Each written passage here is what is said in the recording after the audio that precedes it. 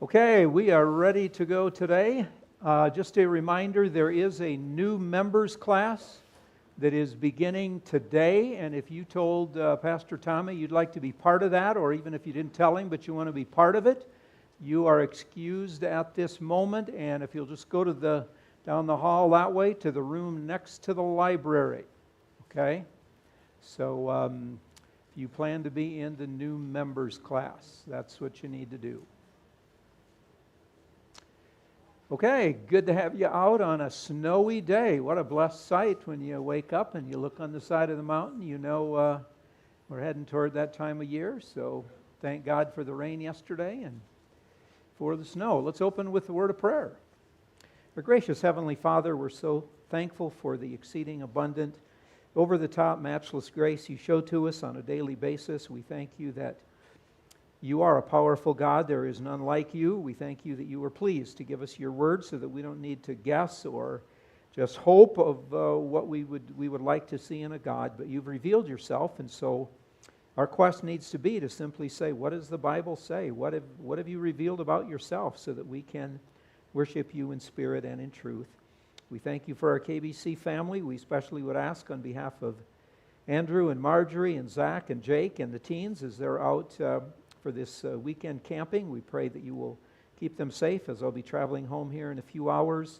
Trust that they've had some great fellowship opportunities as well as spiritual experiences, and it will leave a godly, lasting impression on all those who are present. We do pray that you will especially meet the needs of some of our people who are struggling with various issues. We thank you that your shoulders are broad enough and strong enough. So as you say, we are to cast all of our cares upon you because the things that are a concern to us are a concern to you. But bless this time now. Cause us to exalt the Lord Jesus Christ, in whose name we pray. Amen.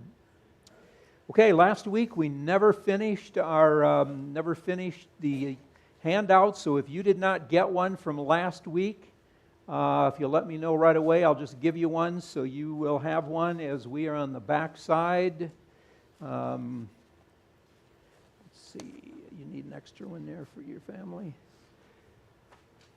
Okay, everybody has that one, so if you'll turn to the back side, halfway down, example number 2. Okay, example number 2. And what we're talking about, what we started on last week, and let's backtrack just a little more. Our major subject, as you see, is we are studying about the greatness of our God, Old Testament style, by which we simply mean we want to talk about how God reveals himself in the Old Testament, some of the great things that he says about himself, and we're coming at that from multiple directions. And last week we started this section that was simply dealing with God versus the ungods, or the living, sovereign, creator God of Israel versus all these pagan deities. And we tried to set the stage by talking about and showing how the children of Israel were just constantly surrounded with pagan deities. They had plenty of options, if you will, when it came to who are we going to kiss up to, who are we going to serve, who are we going to show our allegiance to. And so some of the classic Old Testament examples of this, the first one we looked at last week, example number 1, was from the book of Exodus, where when Moses and Aaron went to Pharaoh and said, "Let my people go so we can go worship God." Remember his crazy question. He probably regretted it the rest of his life if he stopped and thought about it. Who is the Lord that I should obey you to let Israel go? Who does God think he is to come to my home court, I'm using athletic imagery, or my home field, and plant his flag on the 50-yard line and say, "I rule here, I make decisions"? And of course, God, instead of just incinerating him on the spot or anything of the sort, in effect said, "Okay, let me just show you that I am God and all of your Egyptian deities are impotent because," what's our key phrase? "They are all handmade, imitation, plastic." We forgot one word in there, didn't we? Pardon? Cheap, yeah, they are all handmade imitation, cheap, plastic wannabes, okay? I'm glad you can remind me of what the phrase is, okay? But he says, I'm going to just prove to you, and so as Exodus 12:12 said at the end of the account, God judged all the Egyptian deities when he delivered the children of Israel from Egypt. It was a sign that they are all worth nothing, they're powerless, but Israel's God is the powerful one. Okay, now today, if you'll turn to 1 Kings chapter 18, we want to look at example number 2. See, this is from last week's thing in the bottom half there. You need that. So this is a second classic example that you're probably familiar with that deals with Ahab. Okay? So remember the quote that's at the top of page 2 of that handout, under where it says example number 1.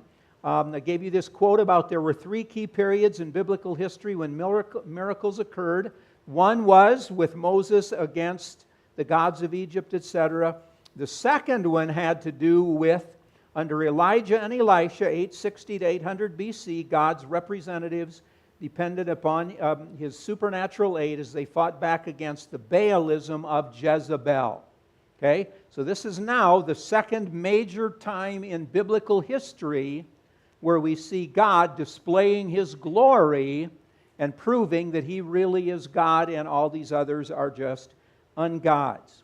Okay? And it was also at this time that God raised up, as it just said in the quote, Elijah and Elisha, as well as, you remember, the sons of the prophets, and they were his special ambassadors, if you will, his special messengers, to make this point very clear, so that through their preaching and through miracles, they would see the uniqueness, people would see the uniqueness of Israel's God, and that Baal was just a fraud. He was not real. So I put this timeline just as a good reminder again, historically speaking. We have, of course, David. Then we have Solomon. With the death of Solomon, 931, we have the split in the kingdoms. We have the southern kingdom following the Davidic ruler. Rehoboam took that. But what we focus on here is the northern kingdom with Jeroboam. And Jeroboam, if you remember, immediately led the people of the north into apostasy, syncretism, worshiping of a false god, because he is, as my phrase is, he simply tweaked the true religion, because he said, you know what? If I don't do something, everybody's going to say Jerusalem, which was south of the Mason-Dixon line, if you will. Everybody's going to go there multiple times a year to worship the true God, and I could lose my job, I could lose my head, because there'd be a coup to overthrow me. So I need to do something in the north to keep them at home for their worship. And so remember how in the 4 key areas he simply tweaked the religion of the north and actually led people astray. It was no longer the true God they were worshiping. Okay, well, time passes, and what we're focusing on now is Ahab, who reigned from 874 to 853 BC. And of course, he is the one who married a Jezebel, who was a princess from Tyre up in Phoenicia, and she was indeed a dyed-in-the-wool Baal worshiper, if you will. She wanted to make Baalism the official religion of the whole kingdom. Now, you say, well, wait a minute, Solomon had a lot of foreign wives, and we read how they led him into the worship of false gods.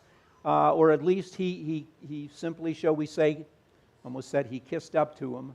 But he simply said, okay, if that's what you want, I will build an altar to your God in Jerusalem. But Solomon never told the people, we're going to commit to these deities.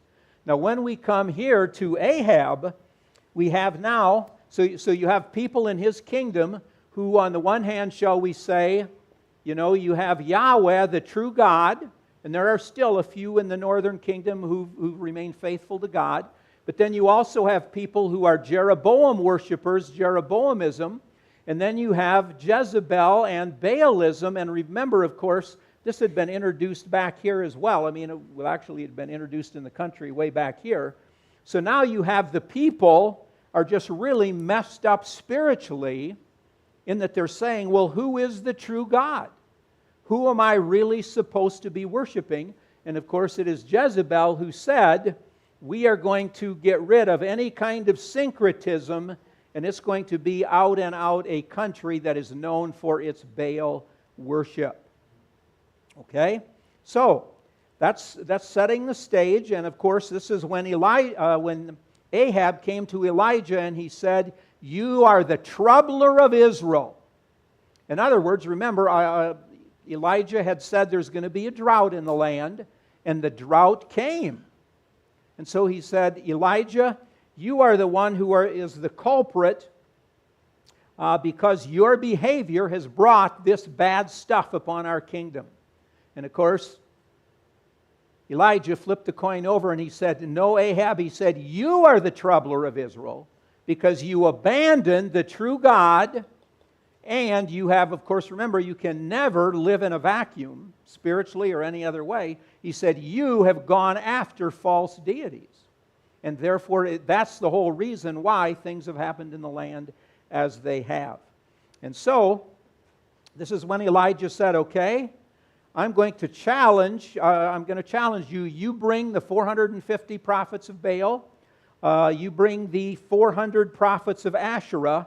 And in effect, we might say, let's have a good old shootout at the OK Corral.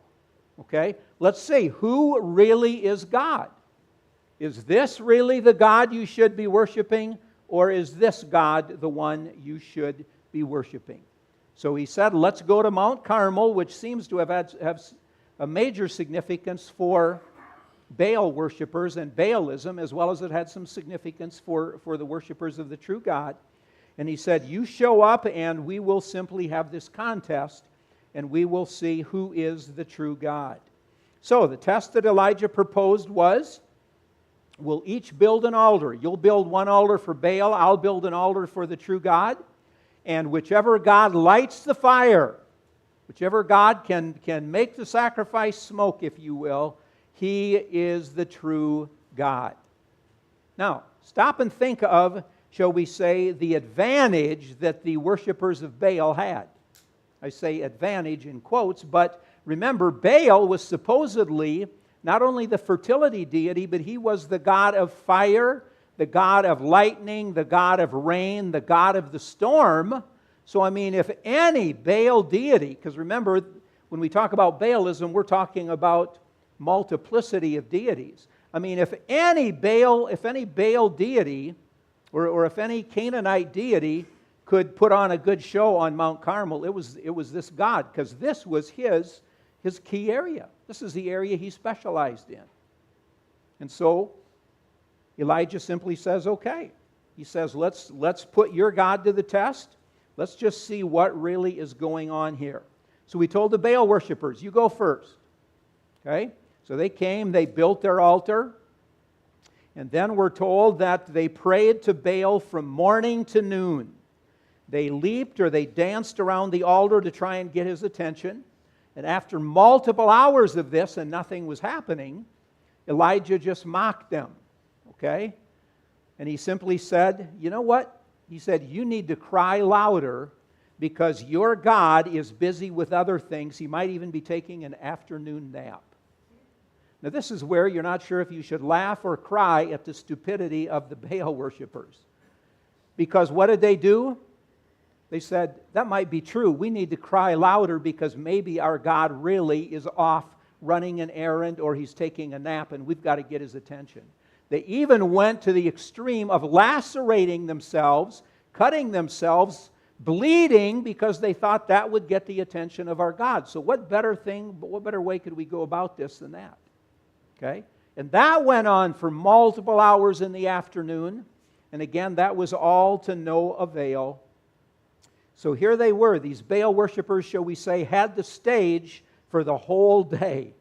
Okay? From morning until basically late afternoon, they were the focus of attention and they could not get Baal to do a thing. So Elijah said, okay, my turn. So he went and he built an altar.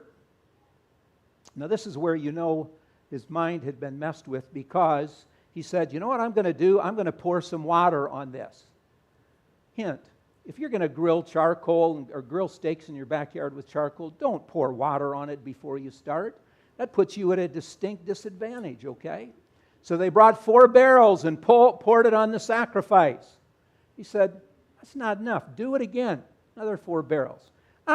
You're in the mood. You're doing a good job. Another 4 barrels. So the water is running all around the sacrifice. This meat is soaking wet.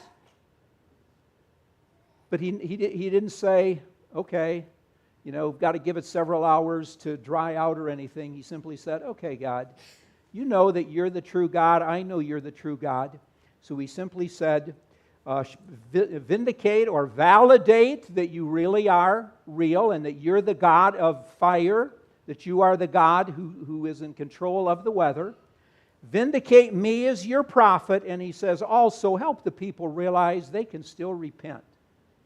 Now that's pretty amazing. When you've got this kind of a shootout in OK Corral and he's telling them, you know what? God's not going to judge you necessarily if you make a right decision here, if you get the point of this whole ordeal. And so he simply prayed, and the Lord sent the fire. It burnt the sacrifice, but just to make sure that they knew that God was powerful enough, it says it burnt the wood completely, it burnt the stones, and it licked up all the water that was in the trough all around it. Now, I'd call that a jaw-dropping experience. I mean, you don't just walk away from there and say, been there, seen that before, no big deal. I mean, you say, whoa, baby, this is something else. And so, when we come to 1839, 1 Kings 18:39, what do we read? And when all the people saw it, they fell on their faces and said, the Lord, He is the God, the Lord, He is the God. Yahweh is God, Yahweh is God. Question, was this genuine? For the moment, it seems to have been. Was it long-lasting? Probably not, because when we continue to study the northern kingdom, we realize they just continued in Baalism, Jeroboamism, syncretism of all this, etc., etc. Okay? And yet, we see that, shall we say, this might have been what I kind of call like a candle in the darkness at that moment in the northern kingdom. In other words, as black as the night was up here, and it was really dark already, even though the kingdom had, was only halfway through before they were destroyed in 722.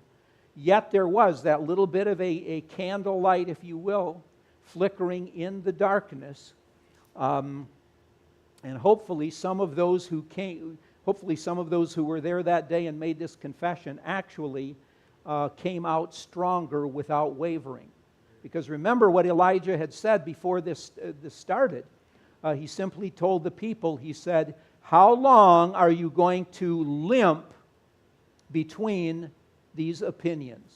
And what he's talking about there is like wavering. He's saying to them, you've come to a fork in the road today with what's going to happen here on Mount Carmel. And so which fork in the road are you going to choose? Who really is the true God? And maybe this was that little bit of a candlelight, if you will, that would turn, or that did turn some people to the Lord for good.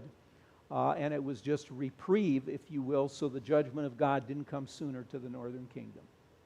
Very quickly, just one quick point of application. We need to hurry on to the next sheet. We've got another example to go. But as I was thinking about this, I was thinking about how is God at this moment in American history, in effect saying, y'all are standing at a key point in American history. Which way are you going to turn? Do you really want to get back to truth and righteousness? We're not talking about political parties here. No, don't get me wrong.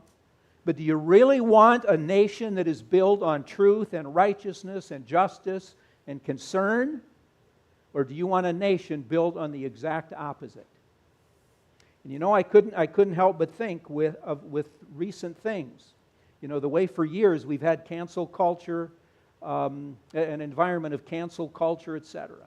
And there have been an awful lot of people who even profess to be Christians who would say, well, I would never, and then you can fill in the blank with the social evil of the day.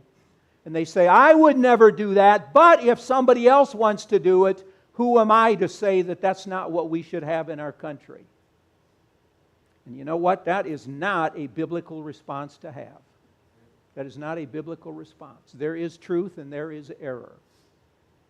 And so, with recent events in the country, and especially a couple of weeks ago, if you saw any of the sermons from the funeral that were broadcast live, all those high mucky mucks, as some people who've worked in the base here at Hill would call their superiors, but all those people in America who seem to have power and the stage and a voice, I just said, God, would you help them to now take that back to their job daily and so live that they really believe what they said and they didn't just try and have 15 minutes of fame giving a memorial speech on a Saturday afternoon, I guess it was.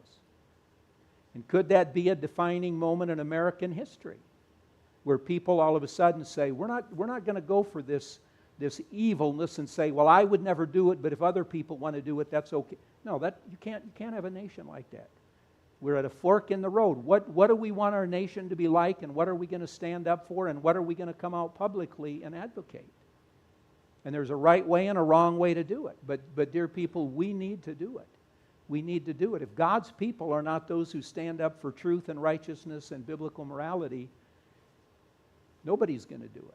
Nobody's going to do it. And maybe a passage like this, shall we say, can put spiritual guts in all of us to simply say, okay, we know who the true God is, and we're not ashamed. We're not ashamed to say that. Okay? Not afraid either. Right, exactly. Okay, so that was example number 2. Now, take your handout from today.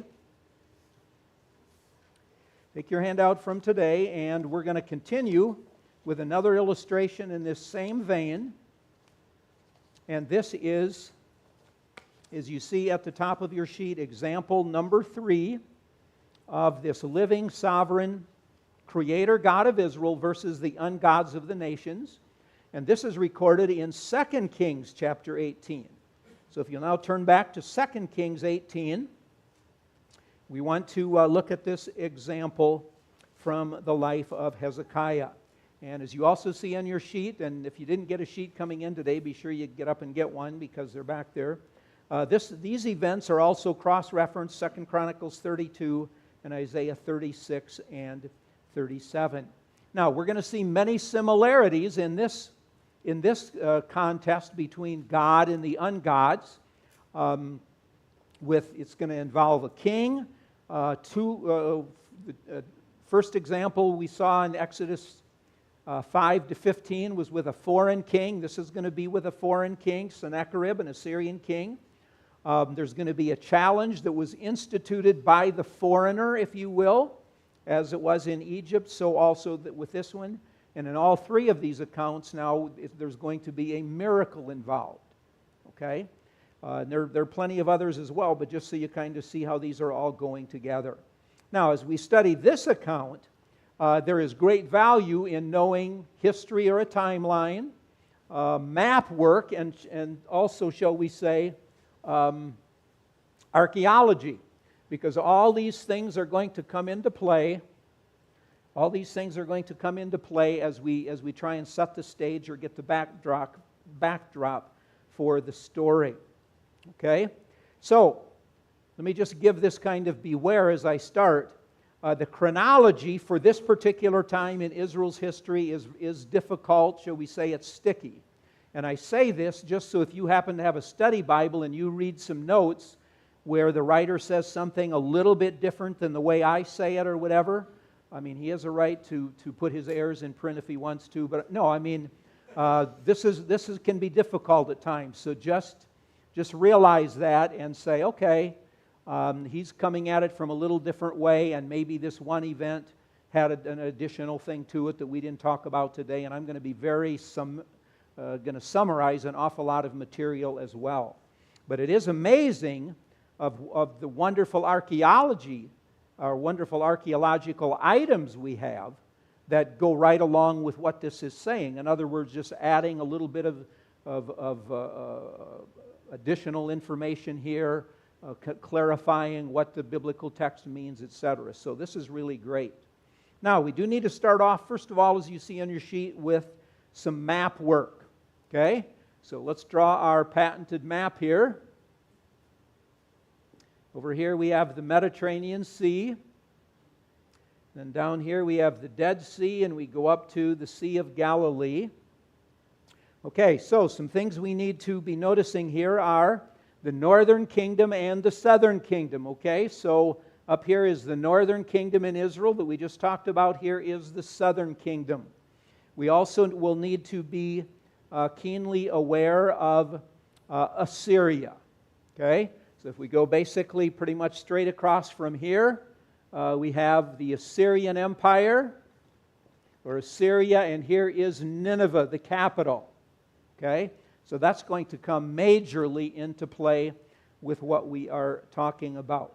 Then we have Phoenicia, Syria, and Philistia. Okay, Phoenicia, Syria, and Ammon.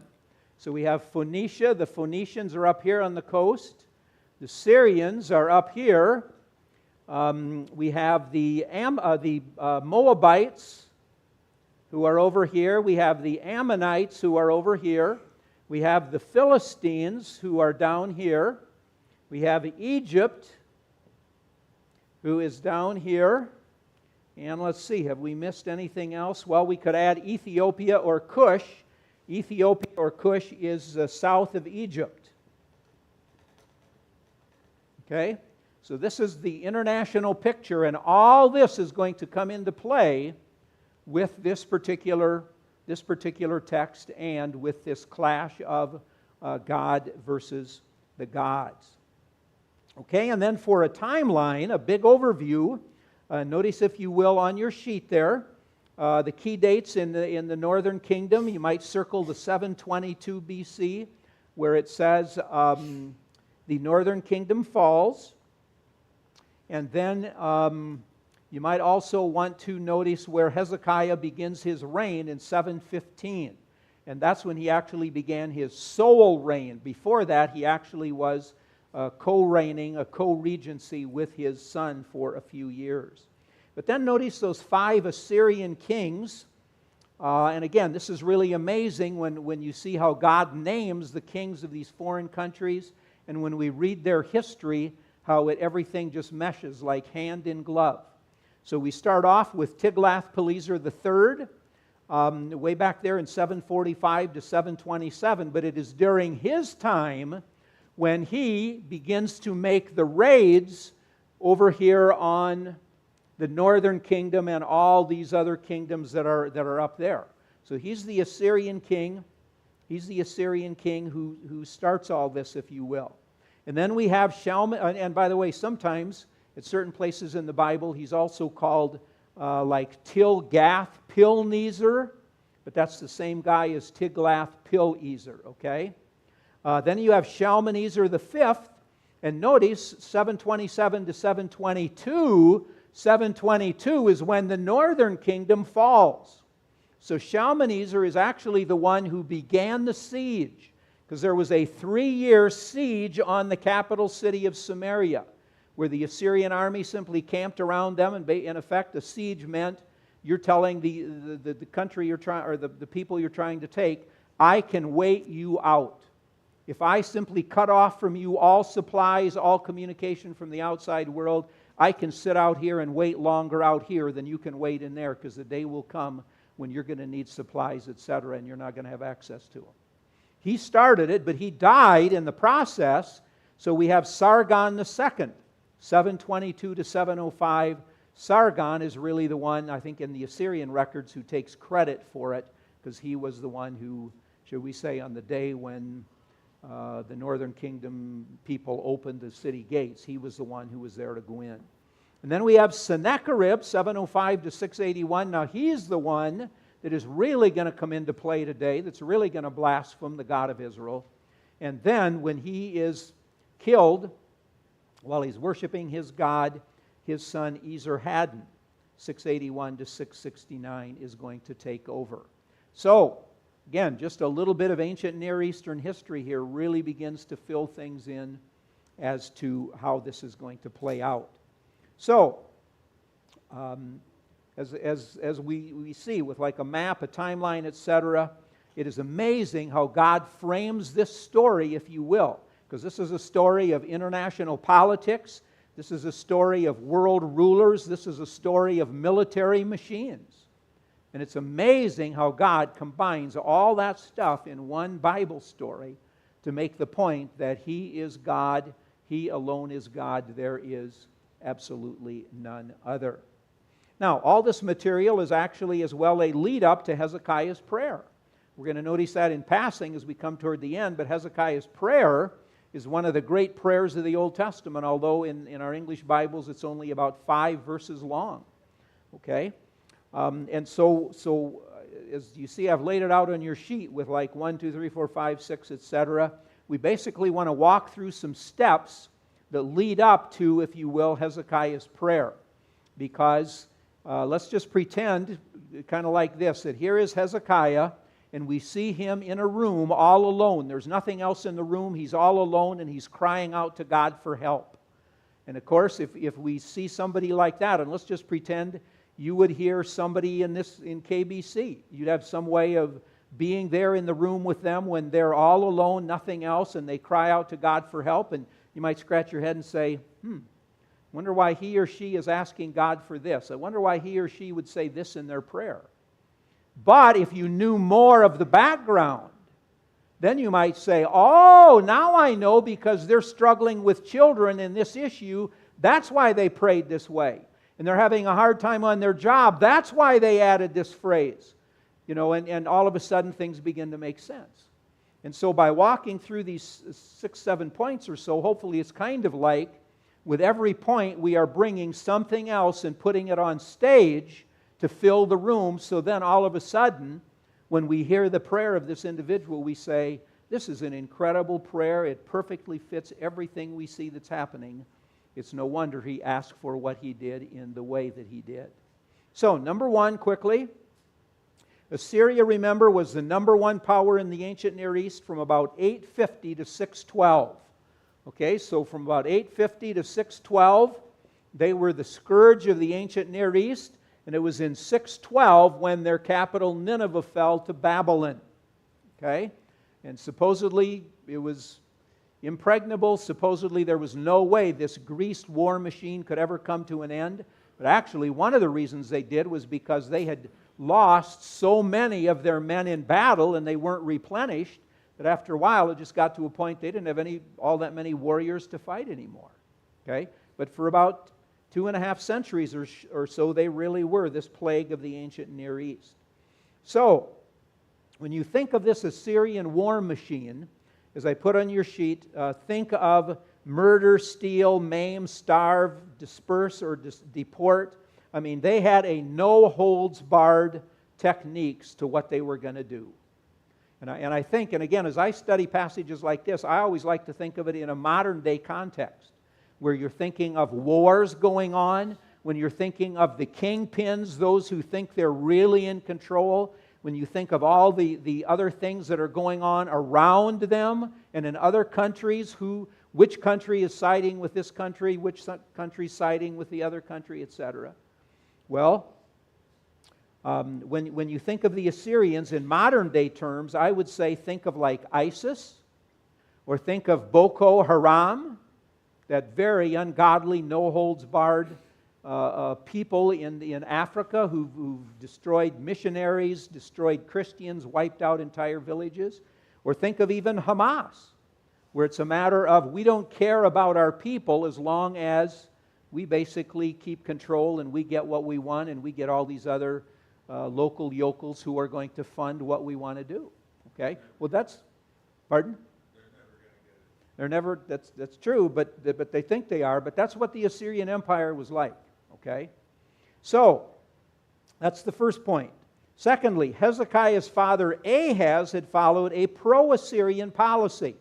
So look at your timeline there. Ahaz was reigning 734 to 715, and he had followed this pro-Assyrian policy. I mean, if Assyria is the number one kingpin in the ancient Near East, and they come this way, notice when he takes over 734, that's when we know from contemporary records the Assyrians are making their march this way, and they are just bringing to their knees all these various countries and all these various capital cities. And so here is Ahaz, who is king of the southern kingdom in Jerusalem, and he was a very ungodly individual. You can go back and read it beginning in 2 Kings 16:1, how evil he was. And so basically, because he's not walking with God, doesn't believe God has the power to deliver, doesn't think obedience to God is really what saves a nation. So he simply told these people, he said, okay, he said, I'm having pressure put onto me from the northern kingdom. I'm having pressure put onto me by the Syrians. And probably it was because these countries were still standing, and therefore they came to him and they said, hey, if we can get the three of us to unite together against the Assyrian onslaught, surely there is hope that we can withstand them. I mean, he's looking at this simply politically, like what makes the most sense politically. Well, Ahaz instead said, he texted, emailed, sent horse dispatch, USPS or whatever, to the Assyrian king, and he said, hey, come over here and just attack this and attack this, and I will be your servant forever. Now, that's really dumb for a lot of reasons. One of them is you never ask an Assyrian to your party because he doesn't know when to leave. Okay? Number two, you never ask an Assyrian to come to your party because he doesn't need an invitation. He's going to come anyhow. Okay? They say all that kind of tongue-in-cheek, but that's the way it really was. And so, the Assyrians obliged because they knew that he was going to be the next one they were going to take over. They didn't tell him, okay, it'll be you and us against the world. It was, no, you will be one more country we'll take, but you'll survive for a little bit longer.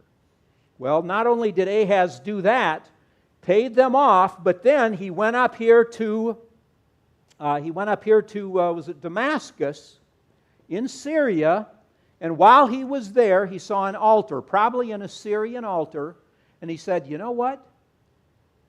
I'll bet that I like that altar so much that I want to have one of those built in Jerusalem. So he made a photocopy of it, whatever, got the blueprint. He sent it to his own priest down here so that the priest had already built an altar according to those specifications before he ever got home. Wow, I mean, we're talking about syncretism to the max. We're talking about evil to the max. Okay? So that was Ahaz.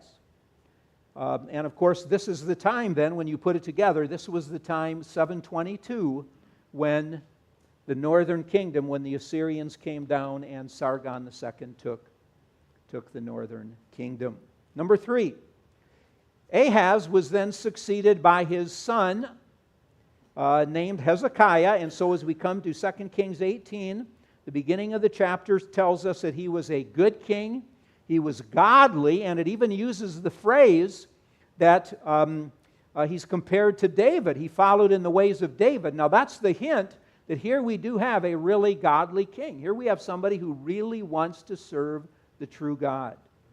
And so, he not only removed false objects of worship, and by the way, you can go back to 2 Chronicles 29 to 31 and read chapter upon chapter of all the good things he did in trying to restore genuine worship of the true God here in the southern kingdom. Okay? And he removed the false objects of worship, and Moses' brass serpent that goes all the way back to the days of the wilderness wandering, he destroyed that. And you say, wait a minute.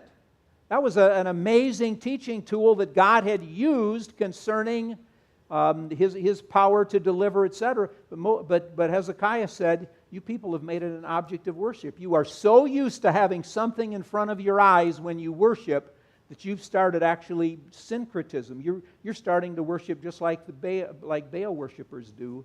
So we've just got to get rid of it. We don't just try and say, "Oh, let's not do so. Let's Let's get over that, okay? He said, no. Only thing to do is just get rid of it. And so he did that. And as it says then in verses 5 and 6, he trusted in the Lord. He cleaved, or would the past tense be clave? Whatever. He was one who was cleaving to the Lord. And he also departed not from following the Lord.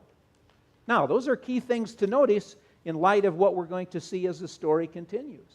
So in verse 7, 2 Kings 18 and verse 7, the Lord was with him, and he prospered whithersoever he went, and he rebelled against the king of Assyria and served him not. Now that was a radical thing to do, because his dad had paid off the king of Assyria, and no doubt there was constant money flowing. He had to probably every year pay the tax, pay some more. And now Hezekiah said, no way. We're done with this pro-Assyrian stuff. The Assyrians are not our Savior. They're not the ones who are going to ultimately meet our needs. Well, there are several, shall we say, political or historical reasons to think as well. I'm not saying that Hezekiah didn't have spiritual motives. He did. But also, remember, in 705, Sargon II was killed. Okay? So when Sargon was killed, this is a great time for satellite countries to test the new king. So over here you have this new king who's coming to the throne, and now all these other countries that have supposedly been conquered, they're saying, aha, do you think he's going to be like his dad? Does he really have the backing that his dad had? I'll bet we could rebel, and there's nothing he could do against us, because he wouldn't have the necessary skill, power, whatever it is, to come and take us. And so, this was a good time for Hezekiah to simply say, okay, forget this pro-Assyrian policy. We're going to trust the Lord. Number 4. However, in 701 BC, Sennacherib had firm control, and he began to march against the southern kingdom. Okay? So in 701, after he'd been, the new king had several years to get everything under his belt, get his footing established, if you will. He said, okay, we need to come back through this area, and we need to remind all these people who's really in control in the Near East, and we need to take the southern kingdom, because they have, in effect, slapped us in the face and said, you really are not our overlord. We don't need you around. We don't want you around. So, we find that this is the time when the text tells us that he got payment from Philistia, Ammon, Moab, and Edom. So at this time when he came, he was getting payment from all these countries again. And probably the southern kingdom was seen as the, shall we say, the coalition master, the one who was in charge of the whole coalition. But the rest of these countries simply said, hey, we've had enough with Assyria. We know what they can do. We don't need another devastating attack, so let's kiss up to them. We're not willing to die on this hill again. Okay? But so Hezekiah, this time it says, did pay off the Assyrian king, chapter 18, verses 14 to 16.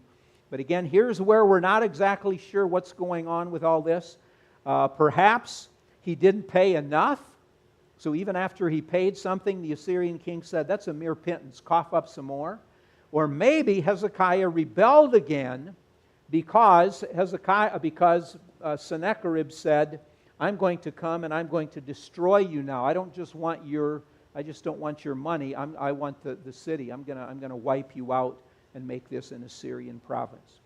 So whatever it was, number 5 on your sheet, Sennacherib sent his representatives from Lachish to Hezekiah in Jerusalem with this ultimatum. Okay, now Lachish is just south and a little bit west down here. It's really not all that far from Jerusalem. So the Assyrian military made this kind of the center of their encampment, and we know from the Bible, we know from history that they actually had attacked a lot of these other Judean cities around here. And so Jerusalem is basically, in one sense, kind of like an island. It's standing there all alone. So I mean, this really is a big deal, as to what Hezekiah is going to do. Now, as I said, in chapter 18 and verse 17, you have these names, but these are not personal names, but titles. It says, the king of Assyria sent Tartan and Rabsaris and Rabshakeh from Lachish to King Hezekiah with a great host against Jerusalem, and they went up with this ultimatum. Well, these are not personal names, but rather they're like military titles, commander-in-chief, field marshal, second general in command, whatever. But they went up with this ultimatum of either give in or we're going to take you. Now, this is really powerful stuff when you think of what the Assyrian king is trying to get the children of or the people of the southern kingdom to do. When they had, remember, not that many years previously, when the Assyrians had taken Samaria, what did we say they did? They had a 3-year siege. And no doubt they're thinking now again, we don't want to camp around Jerusalem for 3 years. I mean, they might not have even been able to do it. They knew that, although they wouldn't have said it. But it's no way. We've got to get this over in a hurry. So we've got to bring them to their knees as fast as we possibly can. Now, there's a very interesting archaeological account, and I gave you just a small excerpt of it. This is from Assyrian records. And this is what Hezekiah said. This is what Sennacherib said. But as for Hezekiah the Jew, who did not bow in submission to my yoke, 46 of his strong-walled towns and innumerable smaller villages in their neighborhood I besieged and conquered by stamping down earth ramps, and then by bringing up battering rams, by the assault of foot soldiers, by breaches, tunneling, and sapper operations. I made to come out from them 200,150 people, young and old, male and female, innumerable horses, mules, donkeys, camels, large and small cattle, and counted them as the spoils of war. And here's a very famous quote, if you will, in archaeological studies or in biblical history. This is what he wrote. This is what Sennacherib wrote on his document. He himself, referring to Hezekiah, he himself I shut up like a caged bird within Jerusalem, his royal city. And in effect, that wasn't too much exaggeration. That's pretty much what he had done. Because he said, I have just conquered all these other cities around here. Now the king is left like a caged bird sitting in Jerusalem. I mean, to use a phrase from 1941, Franklin Delano Roosevelt, when the U.S. was bombed by Japan, what did he say? This is a day of infamy. Yeah. And that's really what this was. I mean, this was brass tacks. This was a day of infamy. What are we going to do? Where are we going to look for help? How are we going to get out of our pickle jar, if you will? So number 6, we've set all this stage to get to number 6, because now this is where we have the heart of the battle, God versus the ungods. And notice, if you will, this psychological warfare, or these mind games, or this propaganda that Sennacherib used in this battle, and specifically how he blasphemes the true God of Israel. And this is where it comes into play, what we're talking about with God displaying His glory. Very quickly, number 1, he said, you know, I am the great king, the king of Assyria. In other words, he's reminding them, we've got a long track record here, and I'm the king of the number 1 power in the ancient Near East. If you're smart, you'll just throw in the towel right away. Number 2, the trust factor.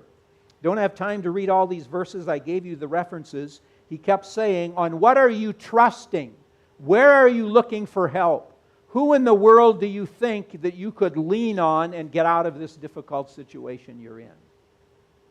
I mean, he's challenging these people in some, shall we say, down-to-earth brass tacks, things to consider. Tied in with that, number 3, the deliverance factor. There is nothing that can deliver you from my hand or power. The next one, you are looking or trusting all the wrong places for help. And he mentioned 3. Number 1, politically, the military allies, Egypt. He said, how do you think Egypt is going to help you? Because during this whole time, Even before the northern kingdom had fallen, there had been, depending on what king was on the throne, some of them had a pro-Egyptian policy. In other words, if we align with Egypt, Egypt plus us will be able to defeat the Assyrians.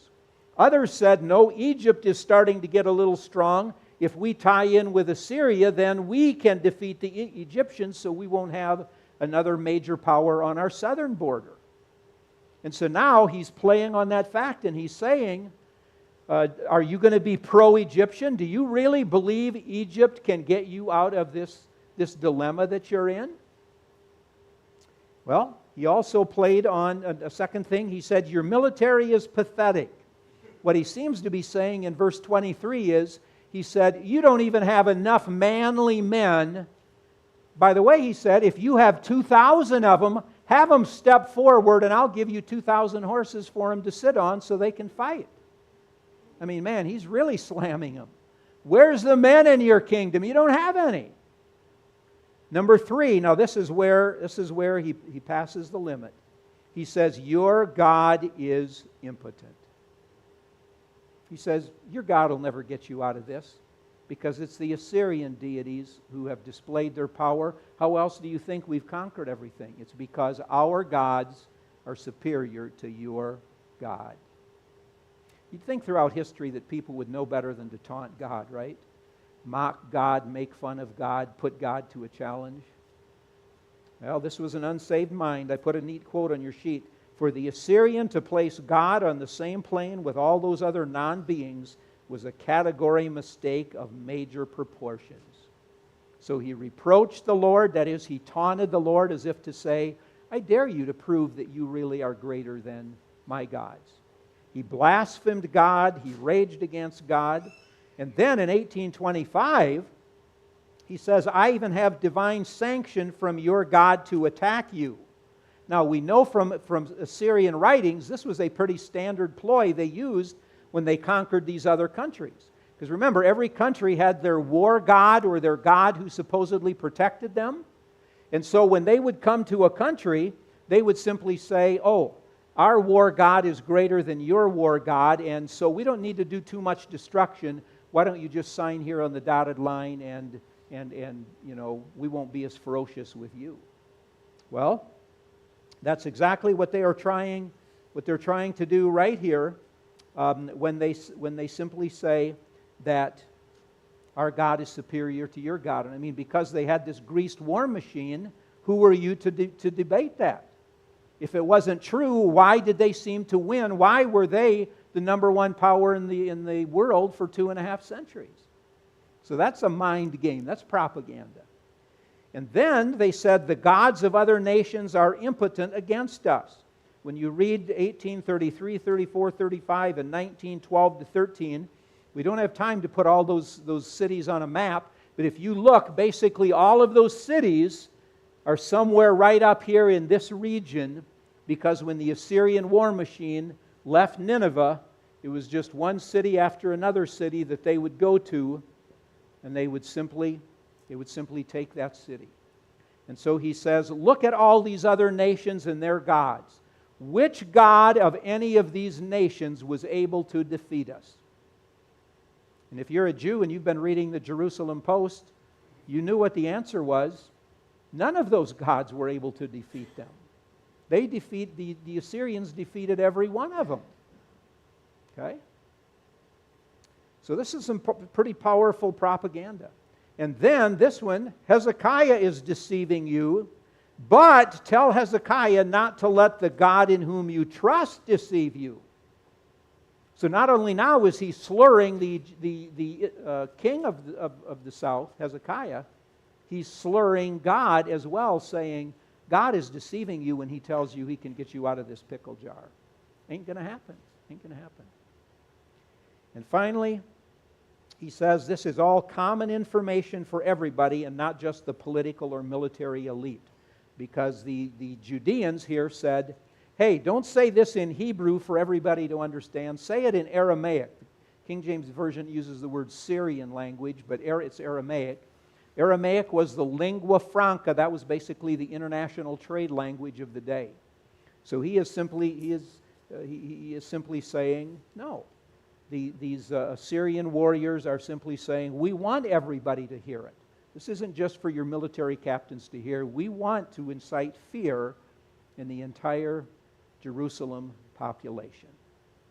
Well, we turn the page to chapter 19, and this is where Hezekiah's response to the predicament is, number one, humility and prayer. Remember what prayer is all about, biblically speaking? It is about remembering how dependent and how desperate we really are. Only dependent, desperate people pray. If you're not dependent and desperate, why would you pray? Because you're a God yourself. You can solve your problems. You know where you can find help.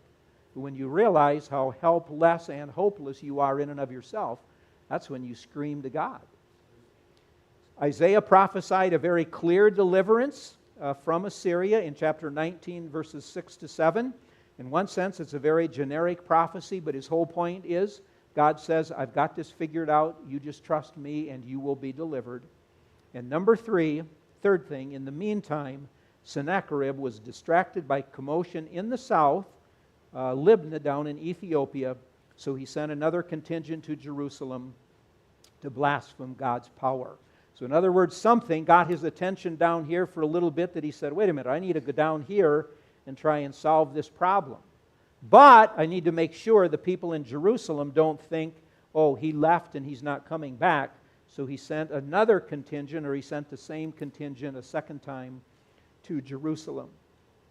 So when Hezekiah prayed in verses 14 to 19, let me just summarize it for lack of time. He said, number one, God is unique. He's the only one creator of all and thus sovereign over all. And that's the baseline admission that we need to remember as we go to prayer. Because as the quote says there, I mean, this was a difficult time for Hezekiah. He could see the Assyrian army on his doorstep. He knew this was no possibility, maybe. This was real. He couldn't see God, but yet God claimed to be superior. So who's he going to trust? Who's he going to, which basket is he going to put his eggs in, as we might say? The Assyrians, the second thing he prayed, the Assyrians have blasphemed and insulted you, O God. He says they are comparing you to all these cheap plastic imitation handmade wannabes. They think you're just another one of them. So show us, prove to them that you really are Lord of all. And then he said, save us for your name's sake, so everybody will know you and worship you. In other words, make this such an event that people will look at it and say, Assyria is not supreme. Israel's God is supreme. Well, in 19:20 to 34, God answers prayer. First of all, he mocks or he taunts the Assyrians and their gods. There's a reversal of fortunes in verse 21. I think we can state it this way. God tells them, you're not going to rape this virgin. In other words, you thought you were coming to Jerusalem and you were going to just take men, women, and children, treat them any way you wanted, and just pillage the whole place. He said, ain't going to happen. Ain't going to happen, Sennacherib. Secondly, in verses in 19:23 to 24, the Assyrian king was I. Notice how many times you have that first person personal pronoun where the Assyrian king says, look what I did, and my chariots, and I entered all these cities, and I did my will. Now here's the real slap in the face that God gives to him. In verses 25 to 27, it really was God. Because God told him, do you realize the only reason you were able to conquer all these nations was because I had said you were going to do that ahead of time? And you were just a pawn in my hands. I mean, that's pretty humbling to think, I thought I was this big war machine doing my will, accomplishing my purpose. And God said, all you were doing was you were accomplishing the purposes I had to bring judgment to this area. But when I'm done with you, I just discard you like a dirty rag. Yeah. Makes you sit up and say, maybe I'm not sovereign after all. And then God said, go home. And there will be this boomerang of sin, the hook in the nose and the bridle in the lips in verse 28. That's really interesting because we have Assyrian archaeological finds. And when Assyria went to these various countries and conquered people, guess what they did to the people? They put rings in their nose, put rings in their lips, and it shows them dragging off captives that way. And God simply says, fair play. That's how you take captives. That's how I take captives. Yeah. It's pretty amazing, the answer to this prayer and the way God taunts them back. And so, what do we have? God gave Hezekiah the sign. Within 3 years, the repercussions of the invasion will be past. And so the Assyrians, verses 32 to 34, will retreat without even waging a fight.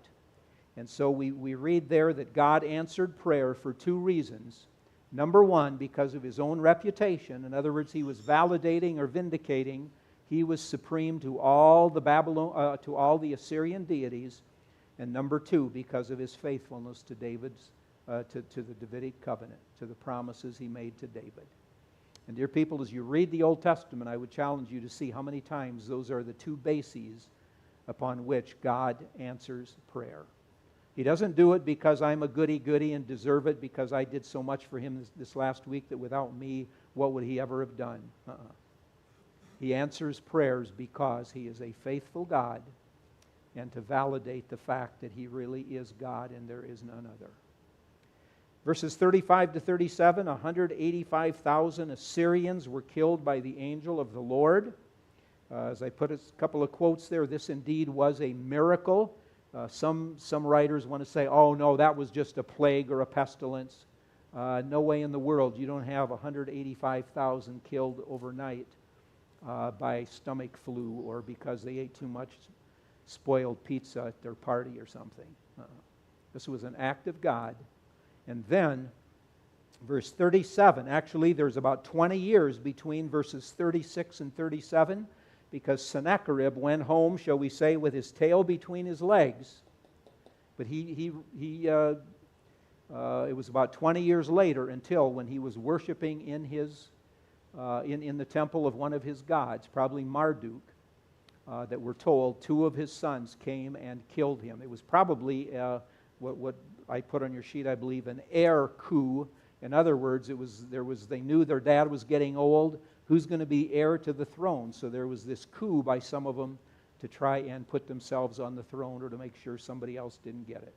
And they killed their dad in the temple while he's worshiping a no god, an ungod, one of the cheap plastic imitation handmade wannabes. Wow. What a story indeed. What a story indeed. And then I put at the very conclusion there, and you can read this for yourself, but it's the famous poem by Lord Byron on the destruction of Sennacherib. What a fascinating way that he had of describing what happened at this juncture. Okay, I need to let you go so you can go to the gym and enjoy some refreshments.